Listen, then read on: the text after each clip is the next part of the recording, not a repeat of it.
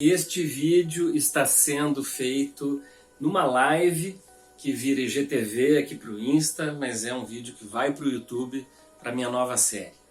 Eu resolvi resgatar a minha live de domingo, que no final do ano passado eu dei um tempo e eu só ia recuperar quando a gente voltasse à normalidade. Mas, infelizmente, a pandemia está me fazendo voltar a fazer live e, inclusive, incluindo um elemento de aula. Eu ando com saudade da aula.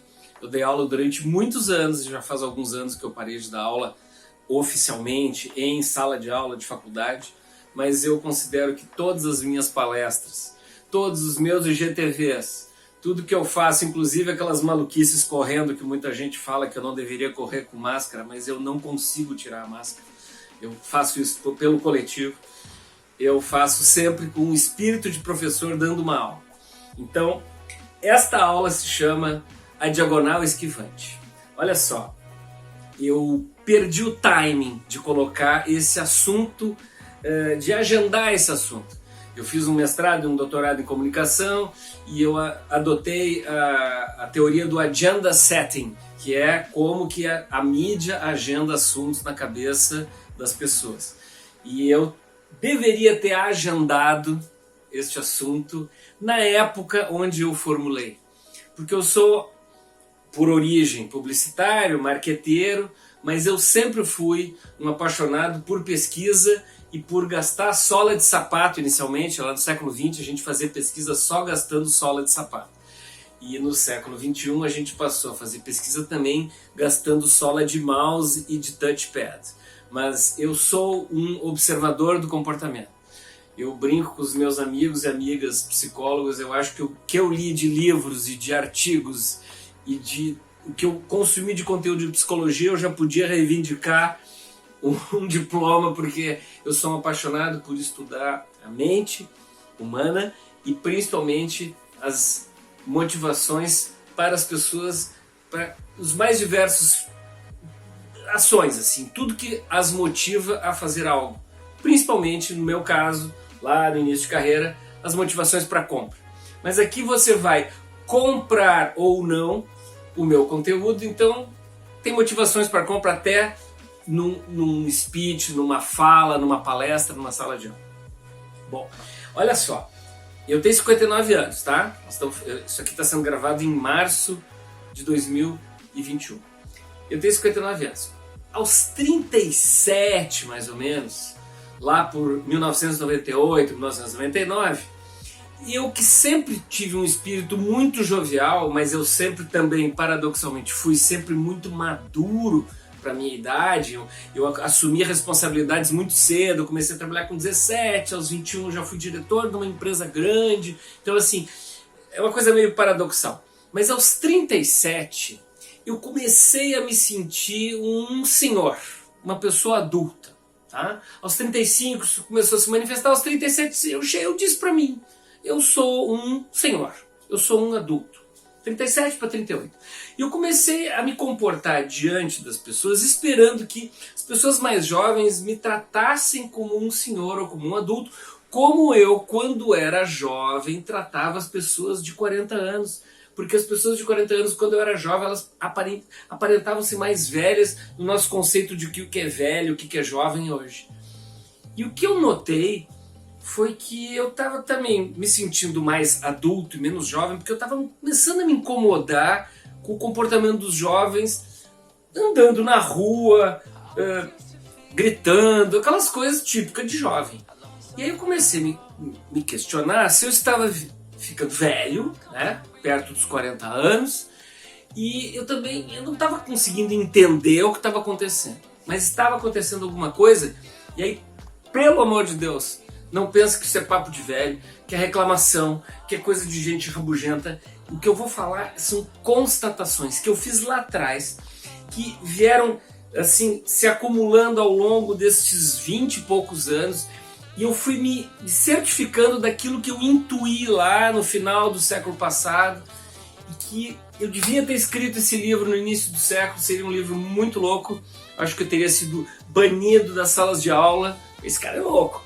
Mas agora parece que a pandemia deu o laço de fita para eu colocar essa ideia da diagonal esquivante. Olha só, eu casei no ano 2000, tá? E em 2002 nasceu meu primeiro filho. E eu fui um pai muito presente em passear com meu filho, e eu acho que eu tive a sorte de não ter smartphone naquela época, que eu noto que os pais agora empurram os carrinhos assim, ó, e não falam mais com os filhos. E não estou dizendo que é melhor ou pior, eu só acho que é muito diferente do que foi no início desse século. E muito diferente, obviamente, do século XX. Mas eu comecei a notar que quando eu levava o meu filho no shopping, por exemplo, tá? Um shopping com um corredor não muito largo. Eu vinha com o meu filho aqui, pô, a gente se transforma quando a gente tem um filho. A gente passa a ser muito mais cuidadoso ao atravessar a rua. O instinto de proteção é uma coisa inata. Se em homem já é assim, na mãe então é uma coisa muito maior, mas acreditem, homens sentem isso, tá? E eu, obviamente, levando meu filho, recém-nascido ou com 1 ano de idade, eu notava que num shopping, assim, eu vinha cada vez mais pro cantinho, porque vinham 3 ou 4 jovens assim na minha direção, e eu ficava imaginando assim, puxa, será que eles não estão me vendo? Porque nenhum deles faz menção de um pouquinho pro lado. E eu ia cada vez ficando mais pro cantinho, e nas primeiras vezes que eu passeava assim, eles vinham tão em cima de mim, e na última hora eles faziam uma desviada assim, né? Desviavam pela diagonal, mas assim, era uma diagonal que era uma esquiva assim, súbita. E eu digo, putz, essa diagonal esquivante me deixa louco, porque eu fico nervoso, porque eles podiam fazer uma menção de dar um passo para trás, um pouco para o lado, aí eu passaria, né? E a pessoa volta ao paredão de 3-4. Porque foi assim que a gente foi ensinado lá atrás, mas é que também era uma outra época.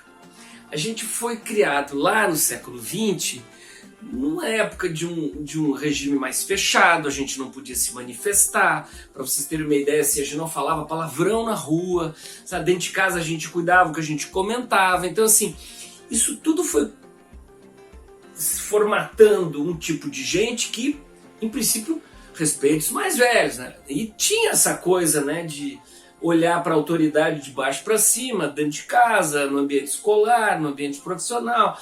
Eu, em outros conteúdos que eu tenho aqui no YouTube, tenho no IGTV, tenho no Instagram, tenho outras plataformas, eu falo que o século XX era vertical, né? Jovem era jovem, aberto ao novo, velho era velho, resistente à mudança. A gente se diferenciava por idade e que a autoridade estava constituída, estava imposta. Então a gente lidava com a autoridade olhando para ela de baixo para cima e muitas vezes respondendo com temor. Então isso tudo formatou um pessoal jovem lá nas décadas de 60, 70 e 80, não digo mais respeitador, mas com mais temor em relação à autoridade, ok?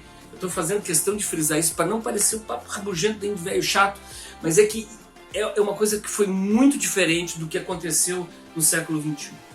E aí, o que aconteceu também? Quem teve filho lá nos anos 80 já estava numa outra atmosfera, porque quem teve filhos da segunda metade da década de 80 e ao longo da década de 90, que são os millennials, tá? Atenção, hein? Já tem millennial com 40 anos de idade, hein? Ok?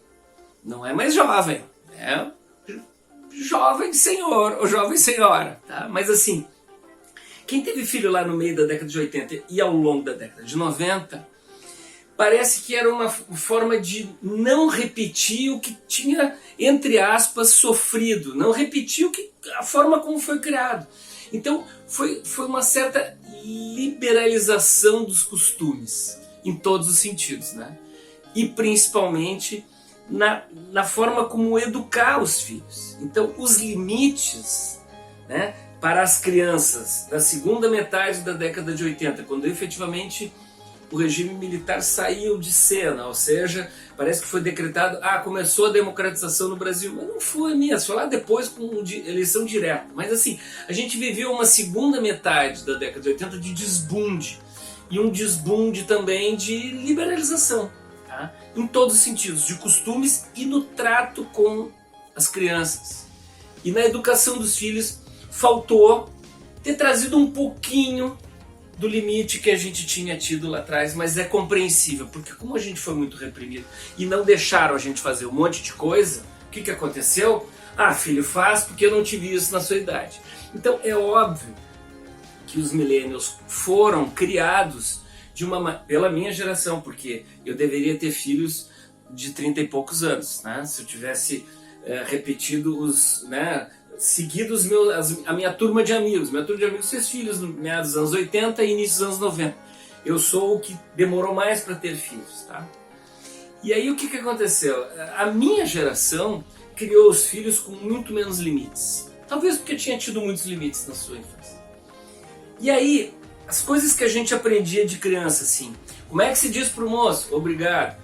Ou deixa o senhor passar primeiro, meu filho, porque ele é mais velho. Ou oferece lugar para a velhinha no ônibus. Essas coisas a gente ouviu, né? E eu notei, quando eu comecei a ser pai, que a maioria dos pais não fazia isso com as crianças. E eu continuava fazendo, eu continuo fazendo até hoje, não abro mão disso. Acho que limite não é demonstração de autoritarismo, sim de autoridade. Tá? Não confundir autoridade com autoritarismo. Eu acho que as crianças em qualquer geração precisam de atenção, amor e limite. Como cada vez mais se dá menos atenção para as crianças, que isso é um sinal de falta de amor, tá? Atenção. A gente compensa, a gente sociedade, eu não sou assim. A gente, sociedade, compensa não dando limite. E tudo que uma criança e um adolescente precisam é de limite, eles pedem limite. Eu fiz uma pesquisa em que uma adolescente de 14 anos disse para mim: a gente nasce sem limite, a gente precisa que vocês nos deem. Então não é ruim, né? Diz assim, desce, por exemplo, a criança, você vai, né, na época presencial, ia a qualquer shopping, a criança aos berros, na praça de alimentação, na mesa ao lado, ou com os pés em cima da mesa, ou com aquele tablet, todo o volume de Peppa Pig. Ninguém é capaz de dizer assim, baixa um pouquinho, meu filho, tá incomodando o moço. Isso a gente parou de fazer. E principalmente quando a gente vinha caminhando, quando a gente via uma criança e era jovem, a gente desviava porque ela era criança. E você sabe qual é a relação? Por que a gente dá lugar para grávida, dá lugar para os mais velhos? Você sabe por que é isso? Não é porque ela é mulher ou porque ela é velha, é porque é a pessoa mais frágil neste, não digo confronto, mas nessa relação. Quem é que tem a preferência? Quem está subindo. Quem está descendo tem que dar espaço para quem está subindo. Quem está carregando muitas bagagens ou muitas sacolas e quem não está carregando nada, quem é que tem que dar passagem? Quem não está carregando nada. Por quê? Porque a pessoa está em desvantagem, está carregando alguma coisa, ou está com o peso da idade, ou está com um neném na barriga. Então, assim, não é porque é mulher ou porque é velho, não, é simplesmente porque a pessoa que está em situação mais frágil. Isso era tão óbvio antes, e óbvio era que os jovens da década de 80, 70, 80, a gente quando via uma criança, a gente dava passagem porque ela era criança. Só que essa criança cresceu sem ouvir dos pais, das mães e dos avós, principalmente, né? Que eram feitos para deseducar lá no século XX. Agora os avós têm que educar, porque muitos pais não educam. Então quem tem que dar limite hoje são os avós. Eu vejo avós dando limite. O que aconteceu? As crianças do final da década de 80 e toda a década de 90, que viram a gente desviando delas, foram crescendo. E chegaram na virada do século já com 15, 20 anos. Essas pessoas hoje têm 35, 40 anos. Mas o que eu notei, voltando lá para o exemplo do meu filho, do carrinho, foi que quando vinham os 3, 4 no shopping de 15, 20 anos, nunca eles tinham que ter desviado de alguém. Por quê? Porque não disseram isso para eles. Mas eles, quando eram crianças, eu, jovem, desviava deles. E aí eu comecei até a formular, né, o que resultou no meu livro lá, no meu bordão, O Mundo Mudou Bem na Minha Vez, que eu disse assim, poxa, mas peraí, quando eu era jovem, eu dava passagem para os mais velhos. Agora eu que estou ficando mais velho, eu lá com meus 37, 38 anos achando que eu estava virando um senhor, né?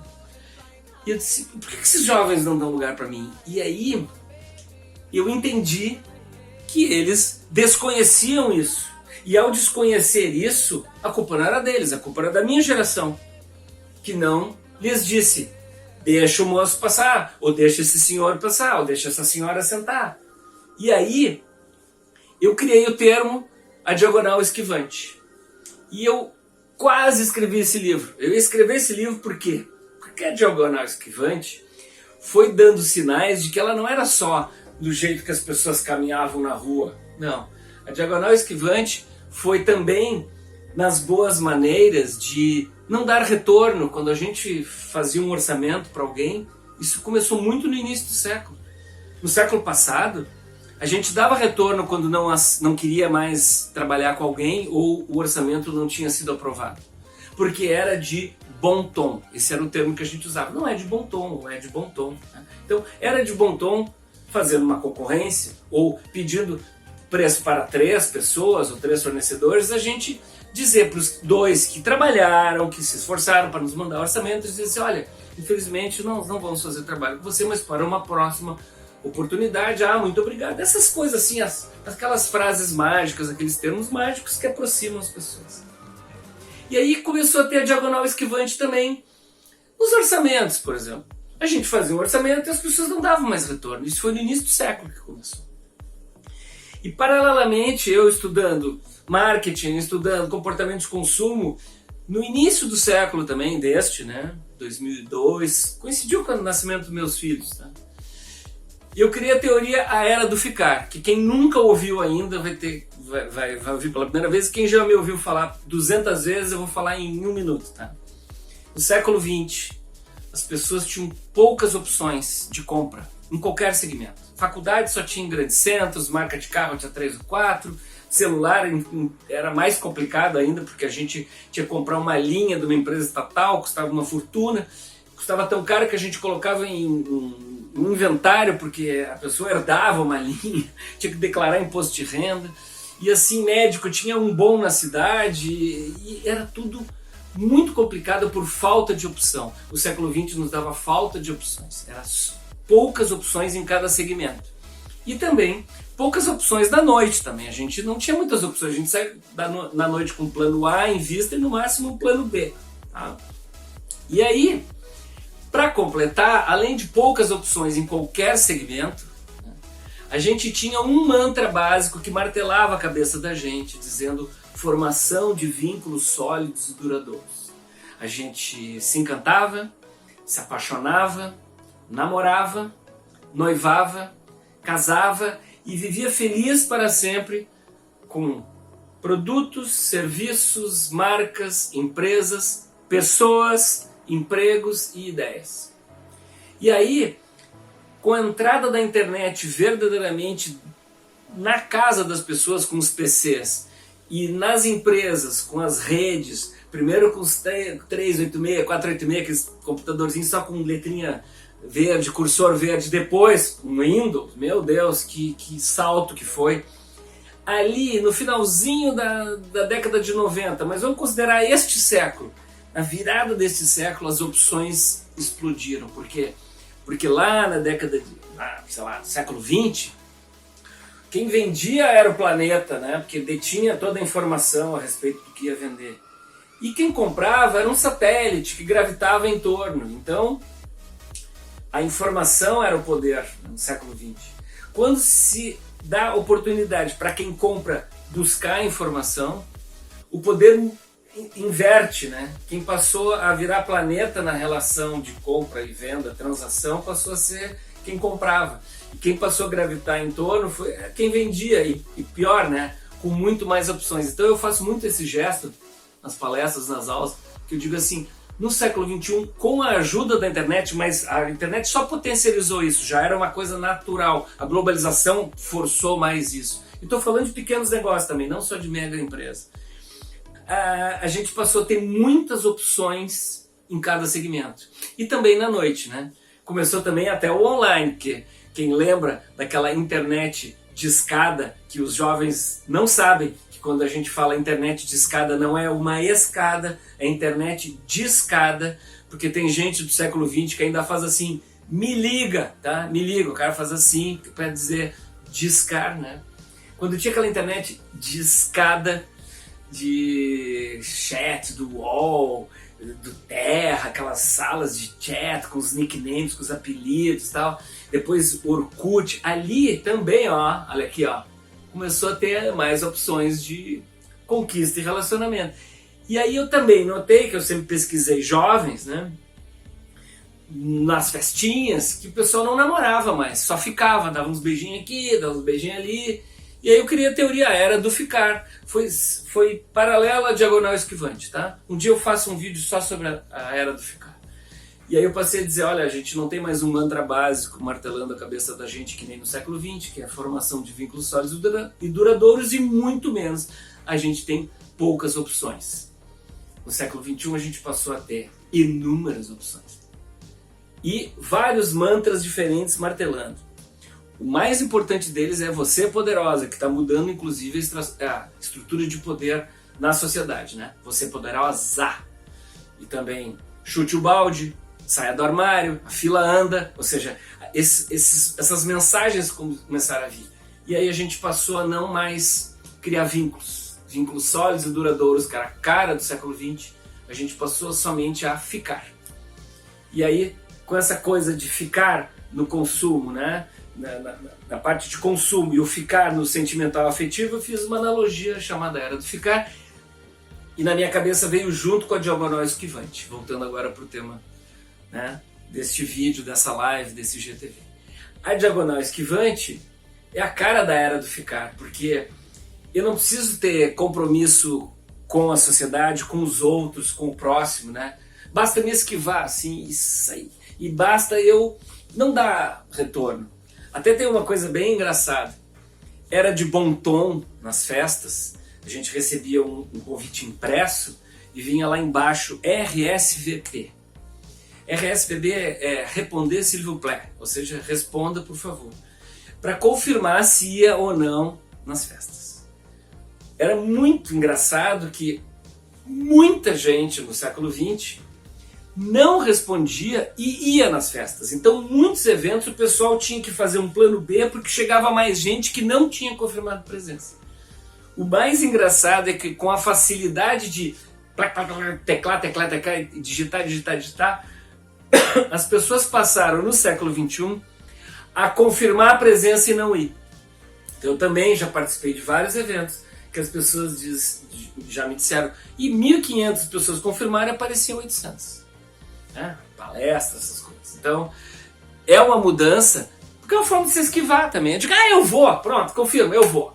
E aí não vai. E era o oposto do século XX. Então, o que eu estou querendo dizer com isso? Que a diagonal esquivante não é para gostar, não é para ficar dizendo bom era no meu tempo. Eu detesto gente que fala bom era no meu tempo, tá? Primeiro que não é bom era no meu tempo, é bom no seu passado. Quando a pessoa diz, bom era no meu tempo, não, bom é no meu passado que a pessoa quer dizer. E eu acho que é terrível viver no passado. A gente tem que viver agora. O meu tempo, seu tempo, nosso tempo é agora.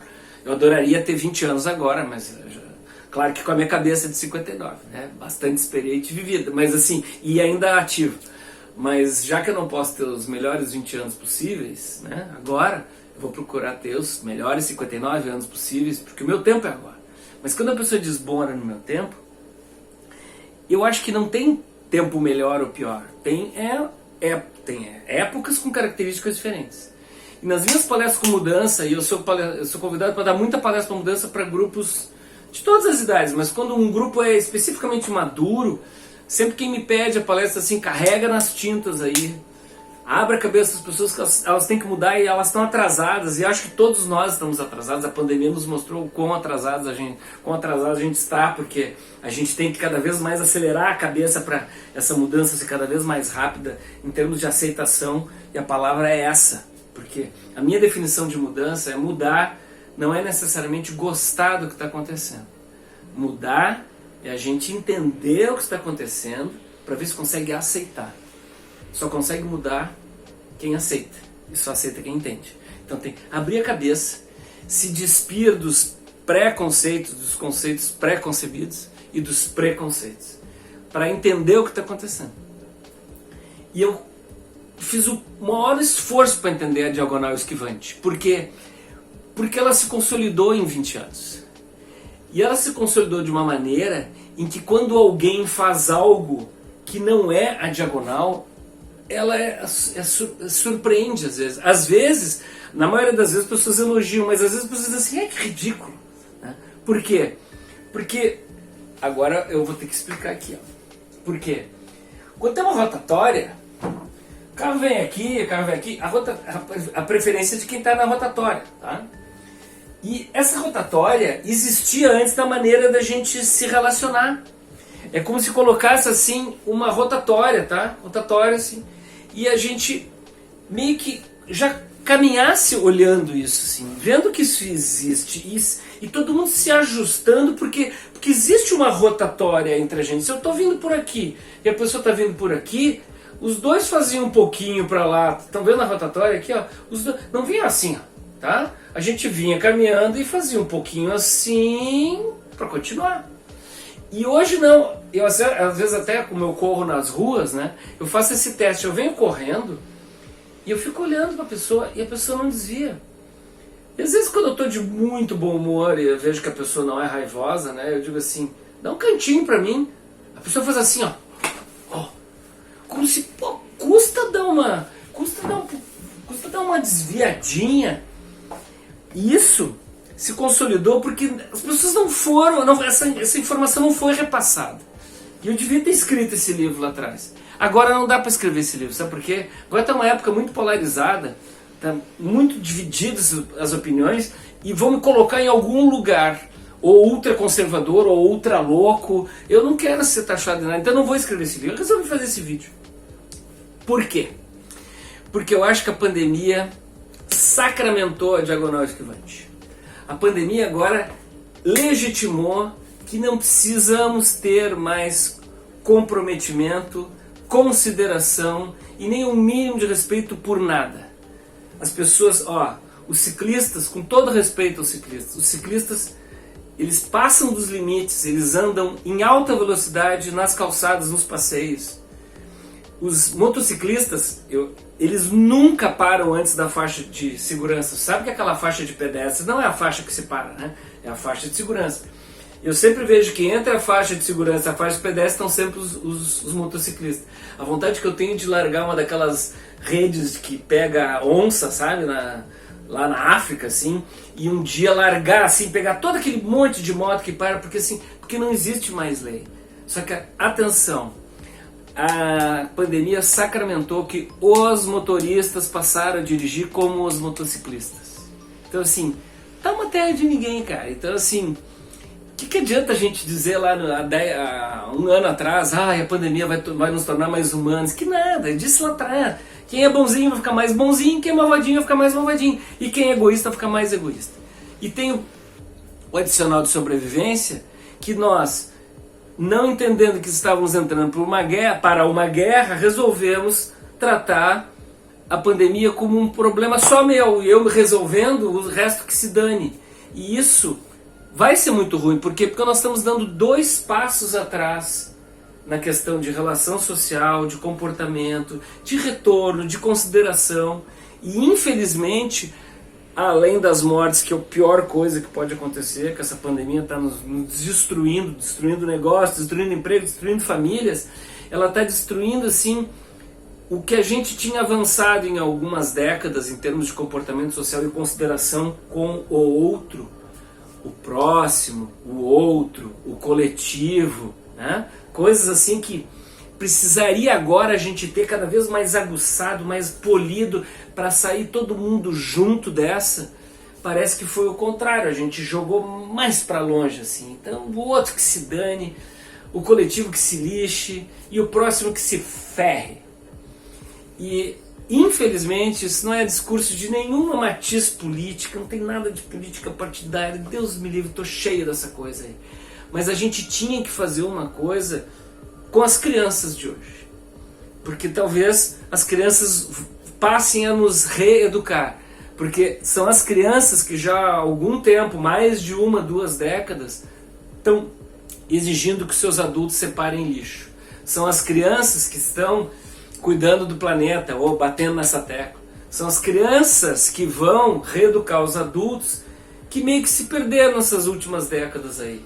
Tem um monte de coisa que aconteceu no Brasil que fizeram a gente, eu sou o cara, eu que faço a coisa e tal. E nós estamos assim, e nessa hora de pandemia, na hora de começar a se recuperar, faltou isso entre nós todos, tá? Entre nós todos. Porque eu vejo isso em todos os detalhes. de ligação telefônica à mensagem. As pessoas mandam mensagem, às vezes, assim, quanto custa tal coisa? Ou, você pode, eu sei o que, eu digo, bom dia, né? Falta um pouquinho de polidez, assim, pra gente meio que se aproximar, ou seja, um cede para cá, outro cede para lá, e a gente se organiza. Mas não, a gente está partindo pior, tá? O próximo vídeo daqui 6 meses é a era da pegação, é o confronto e o esbarro, tá? Esse eu já estou avisando o spoiler, daqui 6 meses eu vou falar isso. Mas agora é a diagonal esquivante. A gente tem que sair dessa coisa de ir até o limite, desviar a última hora caminhando, e desviar e não dar retorno, e desviar e não ter consideração com o outro, e desviar resolvendo o meu, os outros que não importa mais, porque nós vivemos em sociedade, e nós vivemos numa sociedade pobre. O país é rico, a sociedade é pobre, e ela não pode ser pobre de hábitos e de comportamentos. Esse era o livro que eu queria ter escrito, lá no início do século, e eu acho que a gente já tem 20 anos de século XXI, nós estamos na terceira década do século XXI e a gente tem que começar a fazer isso de novo. Educar as crianças para que elas nos eduquem, para que a gente possa um esperar a vez do outro, um dar passagem para o outro, respeitar as pessoas que estão em fragilidade. Não vou falar os mais velhos nem as mulheres, porque senão eu posso ofender algum grupo. Eu estou dizendo as pessoas que estão em fragilidade, a pessoa que está carregando muita coisa. Os outros 3 caras que estão vindo no sentido contrário, um deles podia fazer assim para essa pessoa passar. Mas isso não acontece mais. E isso é um pequeno sinal de como a gente dirige. Né? Antes a ultrapassagem era pela esquerda. Agora, desde o Space Invaders, quando eu comecei a ver Space Invaders, eu jogava muito mal os primeiros games e hoje eu jogo pessimamente. Eu não jogo os games atuais, eu sou uma negação. Mas eu observo tudo. Tá? Até Twitch, Discord, eu fico lá vendo tudo. Tá? No Space Invaders, quando as naves começaram a andar assim, eu digo assim, isso vai para o trânsito. E não deu outra. O nosso trânsito no Brasil é Space Invaders. Tem um espaço, o cara se coloca. Se coloca sempre em quê? Na diagonal. Né? E aí não tem mais ordem. E eu, em estradas muito movimentadas, eu marco 2, 3 carros assim, que tem alguma coisa, um furgão ou uma cor muito exótica assim, e que cometem esses desatinos, assim, vão costurando, e eu marco esses 3 veículos, e ao longo de uma viagem de 2 horas, por 3 ou 4 vezes eu passo deles, porque eu estou indo na mesma faixa, ou na mesma faixa, e só saindo para ultrapassar, e eu não sou certinho, pô. É que eu acho que para viver em sociedade, a gente tem que ter a rotatória na cabeça, tá? Uma rotatória social. Eu vou sempre desviar em prol do próximo, do outro e do coletivo. Essa é a diagonal esquivante. Eu espero que você tenha gostado. Se gostou, vou fazer agora como estou fazendo. Compartilhe, curta, comente. E eu estou disposto a conversar com todo mundo. E não pense que eu sou tão careta assim, tá? É que a gente não pode deixar acabar as mínimas coisas que nos mantêm ligados, assim, mantêm como sociedade. E a pandemia, por nos deixar nessa situação de estresse, ela está exacerbando isso tudo e legitimando esse tô nem aí. É isso.